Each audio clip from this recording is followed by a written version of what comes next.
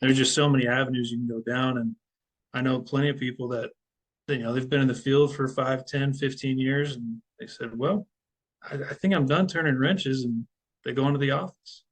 Sure. There's so many avenues you can go down, whether that's in the office or starting your own company or, starting a consulting firm. It's the world is your oyster, whatever you want to put Yeah. into it.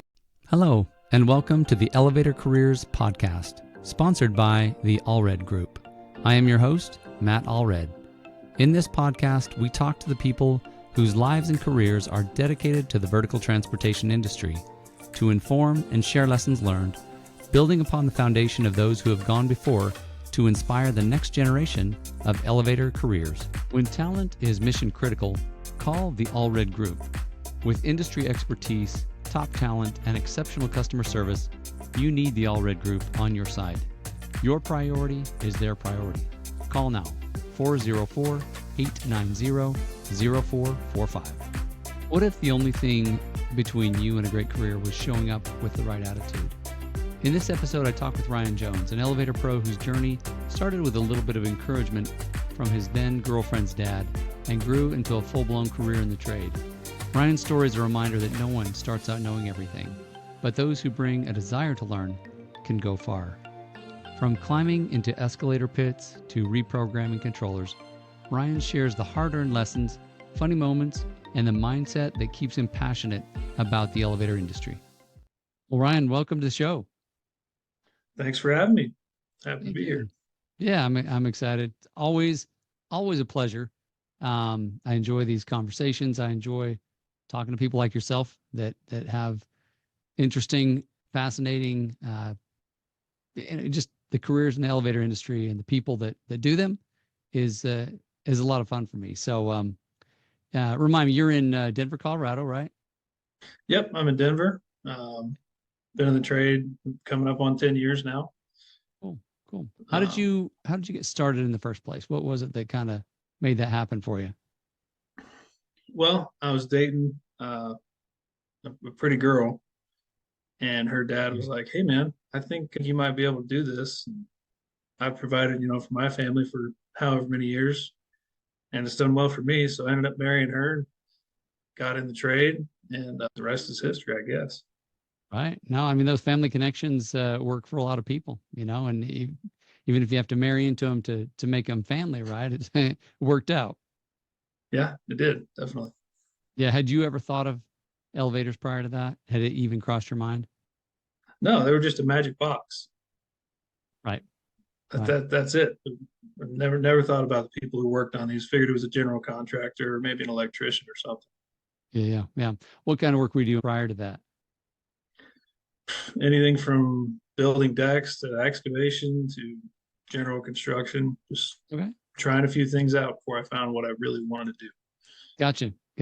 So when did it click? I mean, I'm sure there was some question about, I don't know, do I really want to work on those? I mean, these magic boxes. Yeah, I mean, it took a couple of years, and the first year was, construction. Just like I think it's one of the better routes for people to come through, figure out how things work from the ground up. And after that first year, I ended up working on some escalators. And that was pretty intimidating. Tell me more about that. What's the most intimidating about those?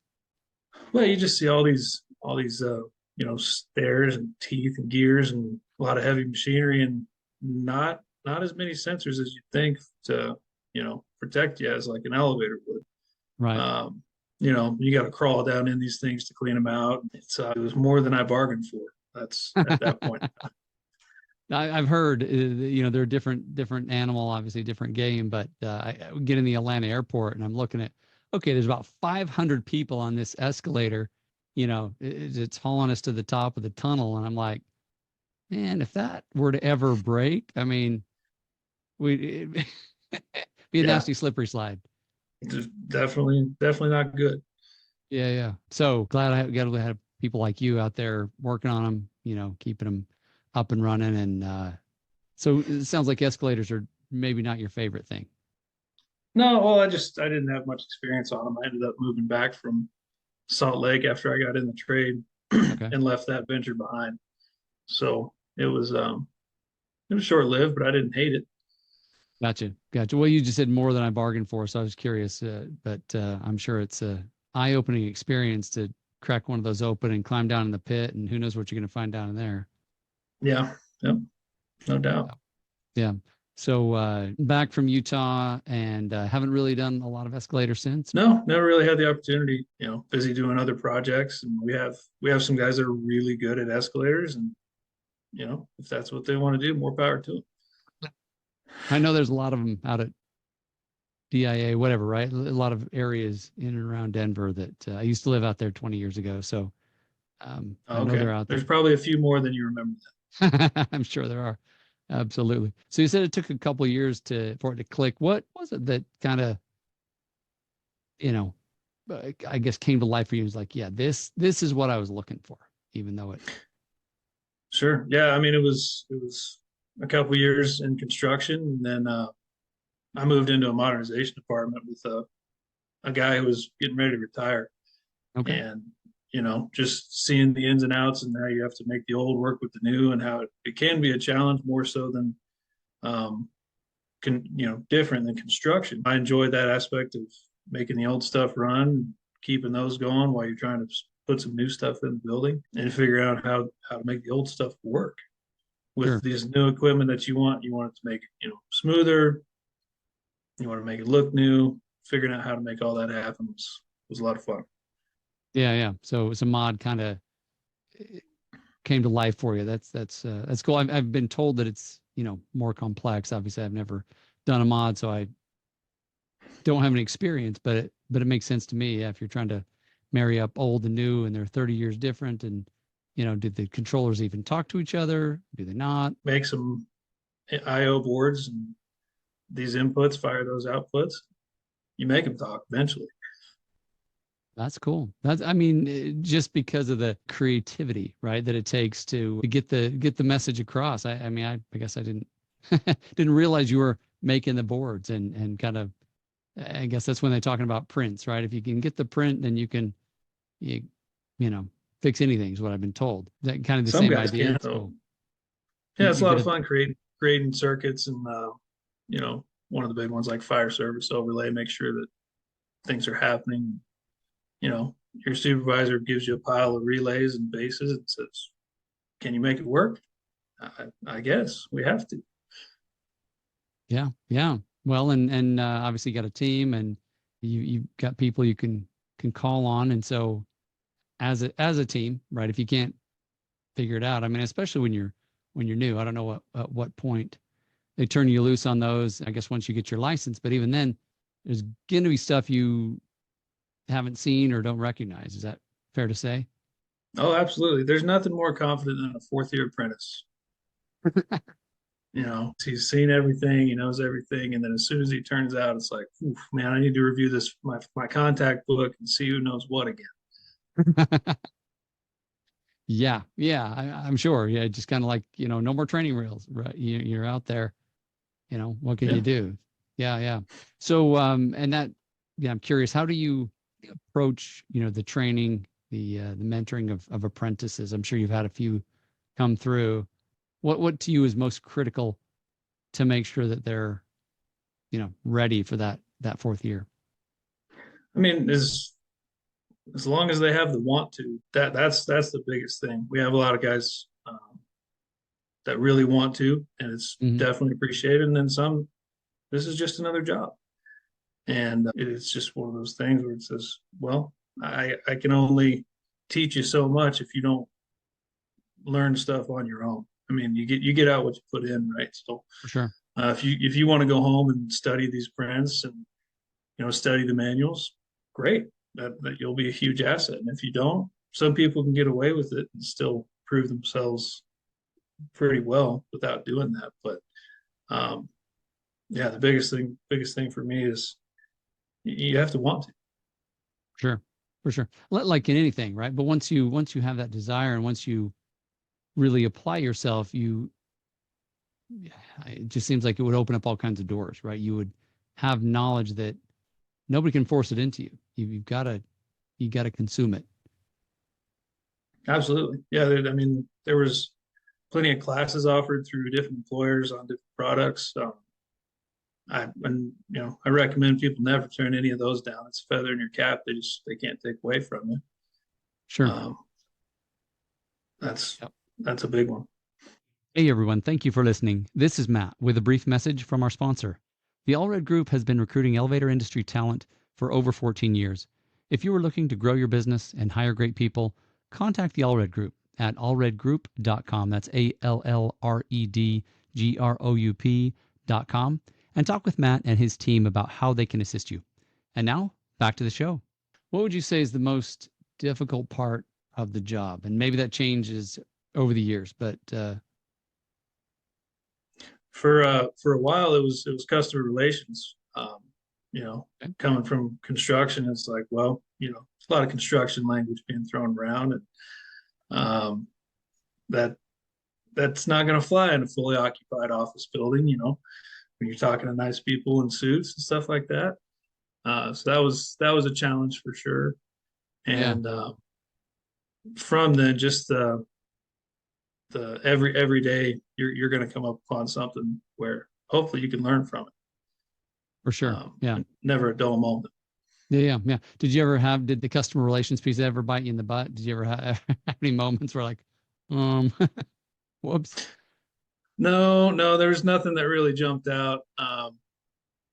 I I had some mentors who just said, "Hey, I understand you're from construction, so let's just take a back seat. Just follow my lead." Okay, good enough. Nice. Yeah. I mean, it's funny. They saw you coming, right? Okay. You've been over there. Let's just have this Yeah, lesson before we get in front of anybody and we'll be okay. And, yeah. I mean, it probably didn't take long for you to realize, oh, this is a different conversation, right? This is, Oh, definitely. Yeah, yeah. yeah, night and day. And like you say, especially, fully occupied, you got people in and out and you're trying to do your work and they're trying to do theirs. And so it's a little different world than a completely empty construction environment. Sure. Yep. Tell me about one of the coolest projects you ever worked on. What was it that really stuck out to you? Well, we had a project. It was two towers, 4 cars per tower, working on traction stuff, and the machine. We think of traction cars. Normally they're overhead. Well, these are all basement traction machines, and they the configuration setup was one where you couldn't pull the machines out of the machine room. You actually had to hoist the elevator above the first floor, stick a beam in the hole, hoist it up, put it out on the first floor, take it out through the lobby, and do the same thing with the new one. Um, Between the logistics and trying to explain to the customer, this is why we're going to be shutting down this lobby for a Right. few hours this day. Um, it was unique. It was unique.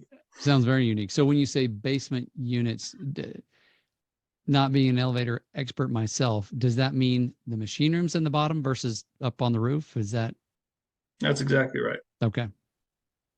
Okay. Yeah.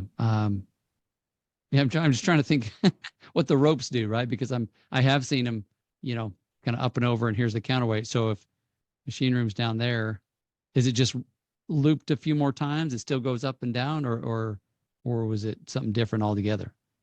Yeah, I mean, from the counterweight went up over a shiv, down to the drive shiv, which is the machine, and then back up over a couple more deflectors and out to the car. Interesting. Okay. So a lot more cable than a one. I was going to say, it sounds like, yeah, a lot more rope going on for sure. Mhm. Yeah, that's interesting. Certainly a challenge, and like I say, certainly something you learn from. So I did want to ask you a little bit about, one of the things that I've run into a lot, and I think a lot of people do, just in the elevator industry, it is a specialty, it is very niche, and so there seems to be a shortage, certain jobs, certain cities, certain times, certain places, whether it's I mean, I hear it all the time from residential companies just having a hard time.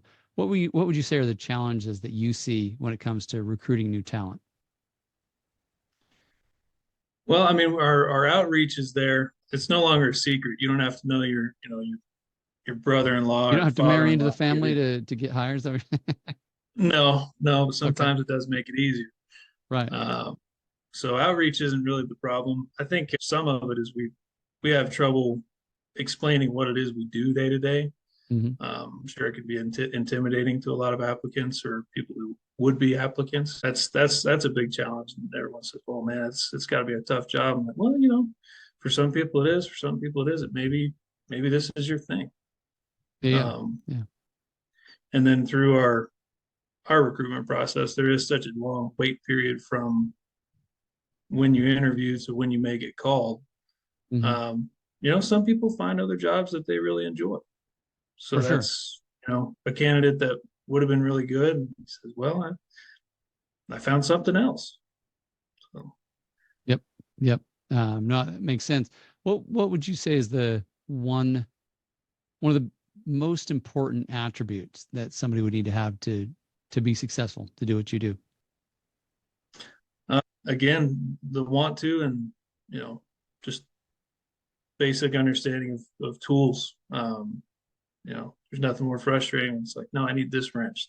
Well, they hand you a screwdriver or something. I mean, there's some wild folks out there. They just don't get it, and they just never had that upbringing. That's okay. Sure. It takes all Sure. kinds.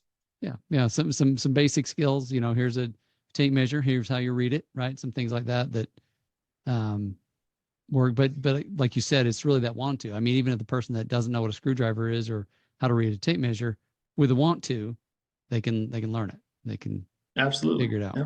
Yeah. So you work for some big companies and a smaller, more independent company. What would you say are some of the biggest differences that you've noticed? Well, I mean, the bigger companies, they offered more training on their Hmm. products Okay. because, it's national or international companies most of the time that, they want people to install their stuff and install it well. So that's something I really appreciated. And then, smaller companies, when you call into the call center, oh, hey, Ryan, how's it going? It's not, oh, well, can I get your employee ID number? Um, Sure. so that's the big one for me, just the culture of, everyone is on the same team, and, you know, we have the same goal in mind. That's important. Yep. Yep. And I do hear that. Just like I said, kind of the culture, the community, the camaraderie. Just like I say, knowing you're on the same team. So very cool. What would you say makes the elevator industry unique compared to other trades? Obviously, you're often rubbing shoulders with or bumping into all kinds of trades on construction sites or Yeah, no doubt about it. There's just so much to do in this trade, whether it be stacking rails, building car slings, pulling wire, terminating wires, wiring things up, troubleshooting, adjusting. But then there's, the side of, well, are you going to be the hydraulic guy, deal with more tank units and stuff like that, or you want to be a traction guy? And then there's, even lulas, and residential lifts, and there's just so many avenues you can go down. And I know plenty of people that, they've been in the field for 5, 10, 15 years, and they said, well, I think I'm done turning wrenches, and they go into the office. sure. There's so many avenues you can go down, Yeah. whether that's in the office or starting your own company or, starting a consulting firm. It's the world is your oyster, whatever you want to put Yeah. into it. Yeah. Well, it's wide open, like I said, especially as you dig in, you feel comfortable, you feel confident. I mean, yeah, you could do all kinds of, consulting, inspecting, whatever the case may be, whatever you like. And it sounds like it's never boring, right? There's always something new to learn. There's always something different to do. Um, Seems like it's definitely keeps you engaged and yeah, and not Yeah, bored. What it'll would you keep say? you on your toes. Oh, yeah. Well, it's got to, right? Because it's high risk, right? If you're not on your toes, you might end up losing one or worse, right? You got to be paying Yeah, attention. Yeah. What would you say keeps you passionate about the industry? I'd say just that. I mean, there's always something new to learn. Whether you've gone through the field and you feel like maybe that's not your thing, and you'd like to learn maybe the business side of it, or if you go through and you say, you know what, I feel like I've really got a grasp on this, and maybe I'd like to give back and kind of teach, in our industry as well. There's so many options you have. Yep, absolutely. So, as we're kind of getting towards the end of our time here, last question I want to ask is, what advice would you give to somebody who's either brand new or maybe they're just considering, maybe they're on the fence, just thinking, is that something really that I really want to do? Yeah. I mean, the thing I tell my new apprentices is, hey man, you're not expected to know anything. I need you to know some wrenches, basic hand tools, but I don't need you to know how to work on an elevator, build an elevator. That's okay. That's what you're expected to do. I just need you to be here and want to. That's it. That's cool. I mean, it's obviously a huge thing to just show up, have the right desire, right? And the fact that you're not expected to know everything is probably a good thing, right? Otherwise, you'd get somebody who's, oh, I know how to do this, right? Only to mess something up or. Yeah, we've had those people. I imagine you have had some of those people, and maybe it doesn't last super long if they can't learn to be humble enough to be taught. Yeah, yeah, yeah. Learning how to learn is really important in any aspect of life, I think. Yep, absolutely. Anything else you want to share before we close out? Not too much. Final words, just you get out what you put in. Well said. Well said. Ryan, thank you so much for being with me today. I appreciate it. Thanks for having me. Thank you for listening to the Elevator Careers Podcast, sponsored by the Allred Group, a leader in elevator industry recruiting. Please visit our YouTube channel at Elevator Careers or check us out online at elevatorcareers.net. Please like and subscribe, and until next time, stay safe.